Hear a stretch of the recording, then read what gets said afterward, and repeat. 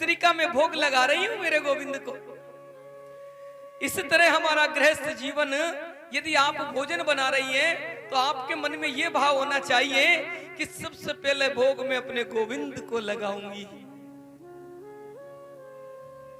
यदि आप बुहारा निकाल रही हैं, घर पर सफाई कर रही हैं, आपके मन का भाव ये होना चाहिए कि मेरे गोविंद नंगे पैर चल करके आएंगे, कहीं उन्हें कांटे ना लग जाएं, कहीं उन्हें कंकर ना लग जाएं, कहीं उनके कोमल कोमल पैरों पर धूली ना लग जाएं।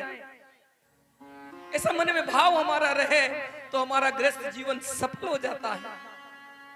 तो नंगे पैर मेरा गोविंद दौड़ता हुआ चला आएगा कि आज मेरी माँ ने मेरे लिए बुहारा निकाला है।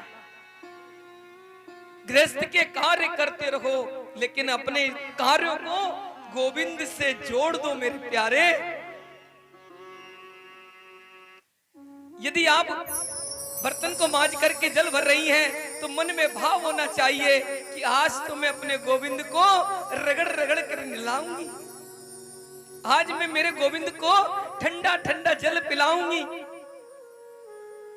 यदि आप भोजन बना रही हैं तो पूरा पूरा भाव यही रहे कि सबसे पहले मेरा लाडला, मेरा कन्हैया, मेरा माधव, मेरा प्यारा, मैं उसको भोजन कराऊंगी। ये गृहस्थ के नियम होते हैं माता। जब आप शयन करने जाएं उससे पहले आपके मन में भाव उत्पन्न हो जाए कि सुंदर सा बिस्तर में भगवान के लिए लगाऊंगी, बढ़िया मखमल का चद्दर बिछाऊंगी, उसमें तकिया लगाऊंगी और आनंद से मेरा गोविंद वहां पर विश्राम करेगा। ये भाव जब हमारे गृहस्थ में आ जाएंगे ना माँ, उस दिन संतों से भी ऊंचा स्थान गृहस्थी का हो जाएगा माँ। अरे वन में जाने की जरूरत नहीं, माला लेकर के 24 घंटे माला फेरने की जरूरत नहीं। मन से ही आप अगर गोविंद की सेवा करने लग जाओगी और तन से सेवा करने लग जाओगी, वहीं पर मेरे गोविंद का प्राकट्य हो जाएगा। जब भी मस्ती आए गोविंद के सामने भजन लगाओ और गोविंद के सामने आराम से नृत्य करो। मैं कहता हूं कि एक दिन ऐसा आ जाएगा जब गोविंद आपके हाथ को पकड़ेगा और राधे राधे राधे राधे राधे, ऐसा आनंद आएगा, ऐसा आनंद आएगा जो जीवन में कहीं आया ही नहीं। जिनके जीवन में मेरा गोविंद चला आता है वहां कोई कष्ट रहता ही नहीं है, क्योंकि अष्ट सिद्धि नवनिधि सब उनकी दासियां हैं। अरे ये मकान जमीन जायदाद ये तो कुछ भी नहीं है। जो सुख आपको किसी भी वस्तु में नहीं मिलेगा वो गोविंद के नाम में मिलेगा। कर से कर्म करहु भी दिनाना, कर से कर्म करो भी दिनाना, प्रभु राखे कृपा निदाना। कर से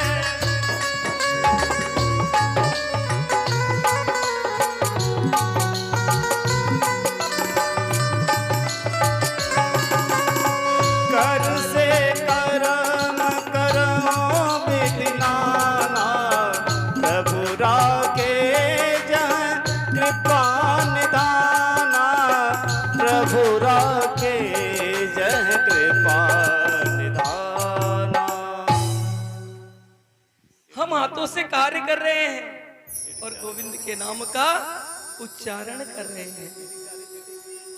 परिस्थिति चाहे कैसी भी क्यों ना हो, देखो पहले के हमारे लोग भारत के हर बात पर राम राम जी, उठते राम राम, खाते राम राम, सोते राम राम, दुख में भी राम राम, सुख में भी राम राम। और यहां तक है हमारे यहाँ तो यदि कोई व्यक्ति हमारे परिवार को छोड़ करके स्वर्ग चला जाता है तो मालूम है क्या कहते हैं? पतित पावन राजा राम, पतित पावन राजा राम। इतना पावन है मेरे प्रभु का नाम इसे कहीं भी गाया जा सकता है। ये नहीं है कि आप अगर नहाए नहीं है तो भगवान का नाम नहीं लें, ऐसा कहीं भी नहीं लिखा। भगवान का संकीर्तन किसी भी अवस्था में किया जा सकता है। ओ मैं तो जपू सदा तेरो नाम, दयालु दया करो। मैं तो जपू सदा तेरो नाम, दयालु दया करो। दयालु दया करो, दयालु दया करो, दयालु दया करो, दयालु दया करो। मैं तो जपू सदा तेरो नाम, दयालु दया करो।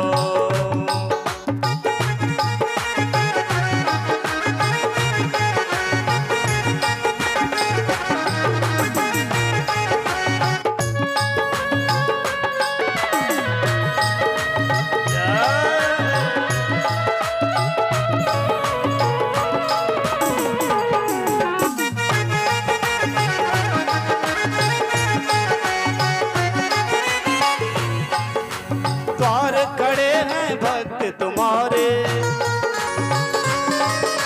द्वार खड़े हैं भक्त तुम्हारे। अपनी दया के खोलो द्वारे, पूर्ण हो सब काम, दयालु दया करो। मेरे पूर्ण हो सब काम, दयालु दया करो।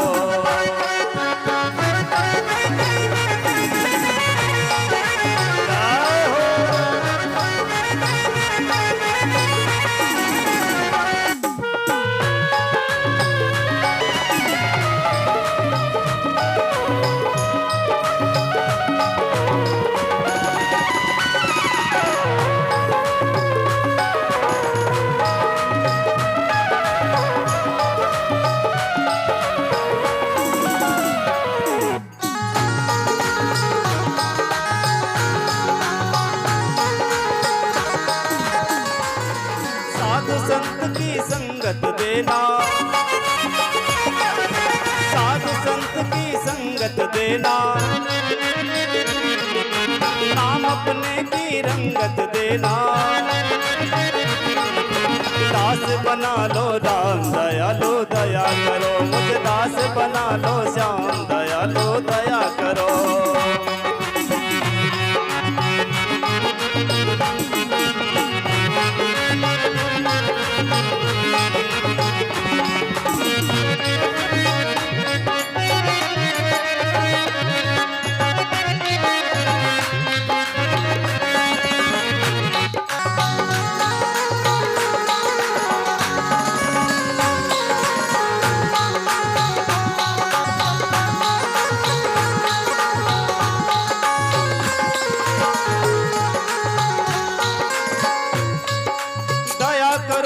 कृपा करो ना, दया करो प्रभु कृपा करो ना। मैं तो जपू सदा तेरा नाम, दयालु दया करो। मैं तो जपू सदा तेरा नाम, दयालु दया करो। मैं जपू सदा तेरा नाम, दयालु दया करो। दयालु दया करो, दयालु दया करो। दुख में सुमिरन सब करे, सुख में करे न कोई।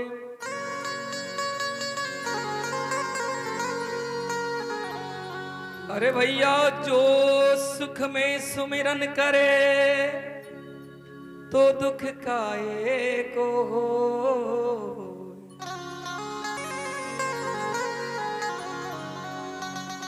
सुखदेव जी कहते हैं कि राजन, अरे भगवान को हम कब याद करते हैं? जब हमारे ऊपर संकट आता है। अरे सुख में हम याद करते ही नहीं हैं, आमोद प्रमोद में इतने व्यस्त हो जाते हैं, इन इंद्रियों के सुख में इतने व्यस्त हो जाते हैं कि परमात्मा को तो हम भूल ही जाते हैं।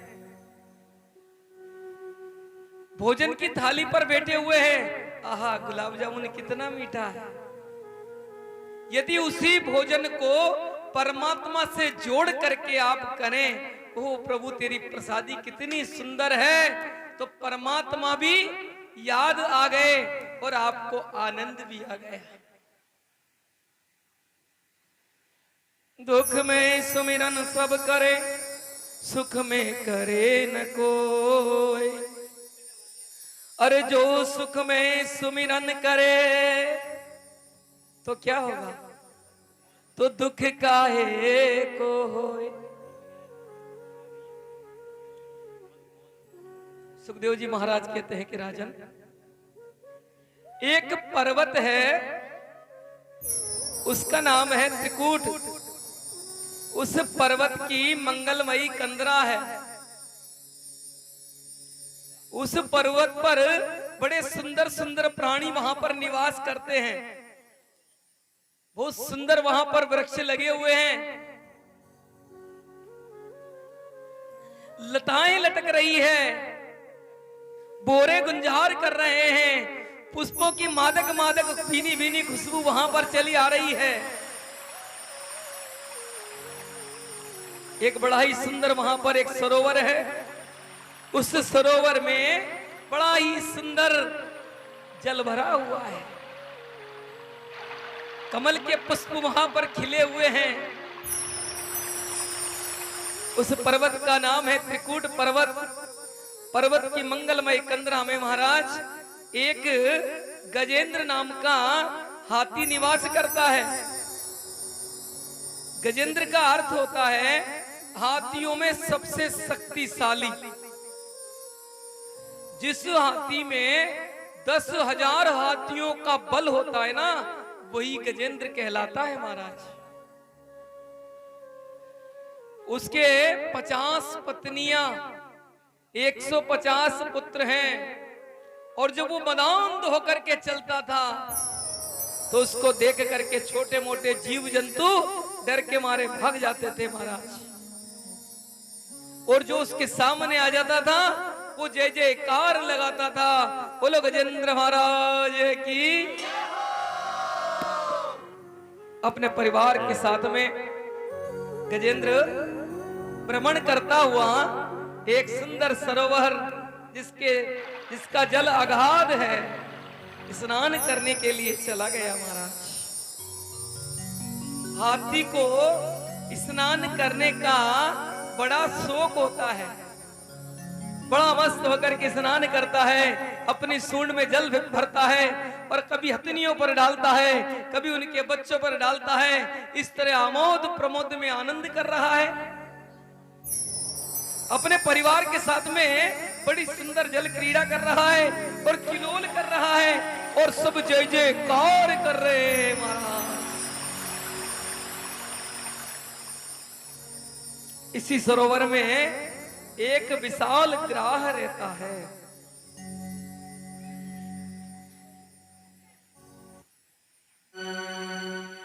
ग्राह का मतलब आप जानते हैं, ग्रह का मतलब है मृत्यु।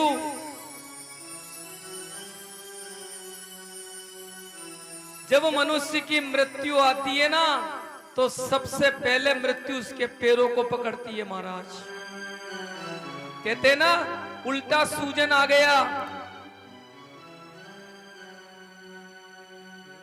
आज ये गजेंद्र उन्मत्त होकर के सरोवर में स्नान कर रहा है, किलोल कर रहा है और उस ग्रह ने उसका पैर पकड़ लिया महाराज।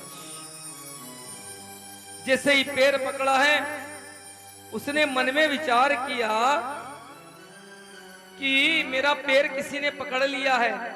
कोई छोटा मोटा जीव होगा, जब उसे मालूम चलेगा कि ये मैंने गजेंद्र का पैर पकड़ लिया है, तो वो बाहर निकल करके मुझसे क्षमा माचना कहेगा, मुझे क्षमा कर दो। और वह अपनी पत्नियों के साथ में स्नान करने लगा, किलोल कर रहा है, आनंद कर रहा है, बड़ा मस्त हो रहा है। धीरे धीरे उसको लगा कि मेरे पैर से रक्त की धारा बहने लगी है। उसको महसूस होने लगा कि मैं निर्बल होता जा रहा हूं, मेरी शक्ति कम होती चली जा रही है। अब जब उसने जल में नीचे जाकर के देखा तो एक विशाल ग्रह ने उसका जैसे ही पैर पकड़ रखा था, उसने भी अपने बल का परिचय दिया और हाथी ने अपने पैर को पूरी शक्ति से खींचने लगा महाराज, लेकिन वह ग्रह को तिल भर भी नहीं छुड़ा सका महाराज, क्योंकि जल में ग्रह की शक्ति बढ़ जाती है, पानी में मगर की ताकत कई गुनी हो जाती है। उसने अपनी शक्ति का परिचय दिया, धीरे धीरे हाथी निर्बल होता चला गया महाराज। अब तो इतना निर्बल होता चला गया कि उसकी आंखों में आंसू आने लग गए, दीन हो गया। मन में विचार करने लगा कि आज तो मैं निर्बल हो गया हूं। उसका अहंकार चूर हो गया महाराज। वो अपनी पत्नियों की तरफ देखने लगा, पत्नियों से कहने लगा मुझे बचाओ।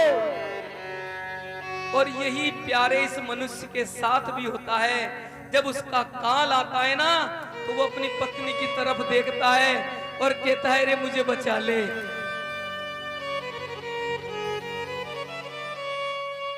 पत्नियों ने सूंड से सूंड मिलाई और सूंड से सूंड मिला करके और हाथी को खींचने का प्रयास करने लगी महाराज, लेकिन ग्रह तिल भी नहीं हिला महाराज।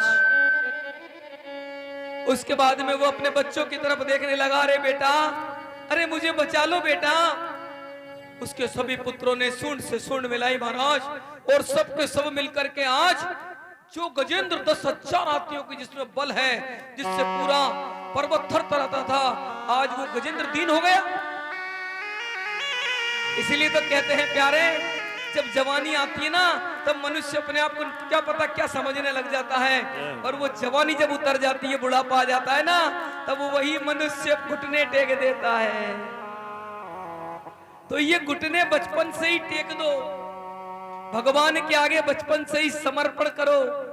आसरा इस जहां का मिले ना मिले,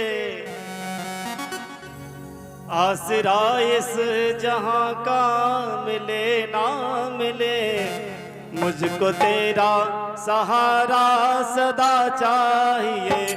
आसरा इस जहां का मिले ना मिले, मुझको तेरा सहारा सदा चाहिए।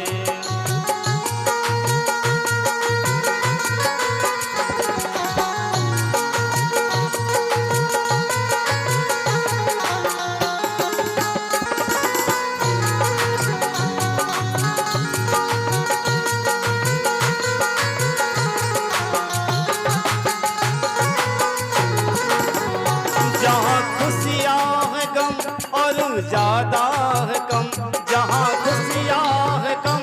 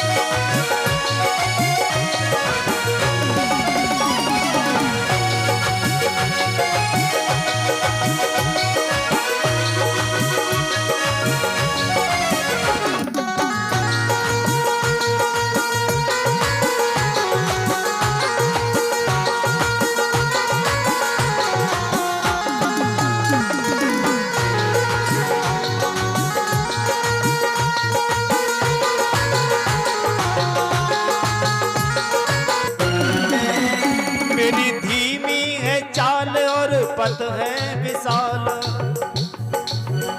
मेरी धीमी है चाल और पथ है विशाल। हर कदम पर मुसीबत अब तू ही संभाल। हर कदम पर मुसीबत अब तू ही संभाल। पैर मेरे पैर मेरे पैर मेरे थके हैं चले ना चले। पैर मेरे थके हैं चले ना चले। मेरे दिल का इशारा सदा चाहिए। मेरे दिल को इशारा सदा चाहिए।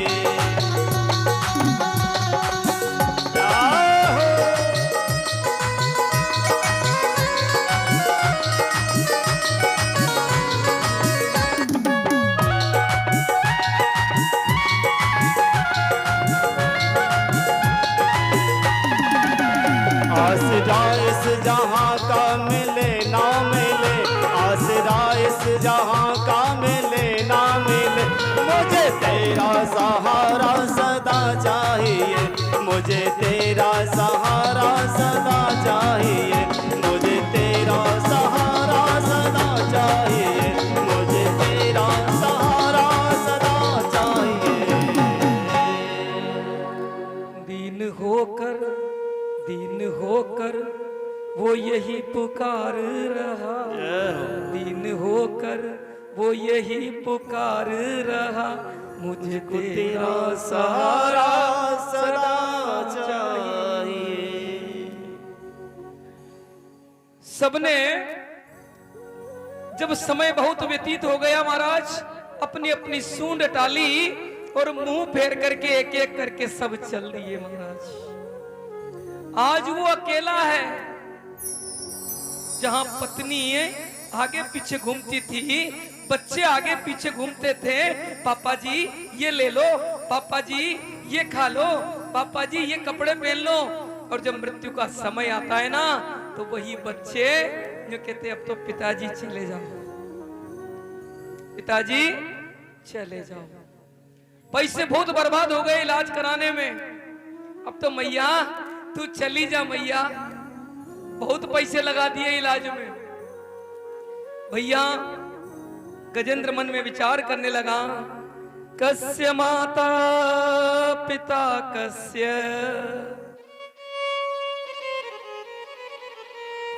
कस्य भार्या सहोदरा। मन में विचार कर रहा है, कैसी माता, कैसा पिता, कैसा भाई, कैसे मेरे सहोदर। कालेन संबंध काकस्य,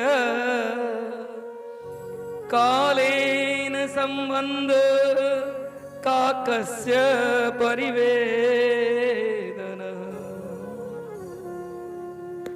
काल का किसी से कोई संबंध नहीं है भैया। गजेंद्र त्रिकुट पर रहता है। त्रिकुट का मतलब जानते हैं आप? एक है कामकूट, पत्नी में रमना, पत्नी के साथ में रहना, वह भी त्रिकूट है। दूसरा है वृक्ष लताओं को तोड़ना। तीसरा लोभकूट है महाराज, अपने निवास स्थान पर राजा बना रह करके फिरना। मेरे बिना अनुमति के तुमने ये वस्तु यहां से उठा करके यहां क्यों रख दी? ये तीसरा है लोभकूट। गजेंद्र तन मन और परिवार वालों की सहायता से ग्रह से जब मुक्त नहीं हुआ, तब भगवान की शरण में चला गया। प्रेम लग्यो परमेश्वर सो,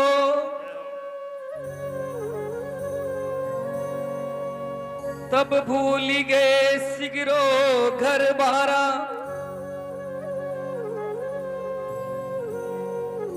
और जो उन्मत्त फिरे जित ही तित,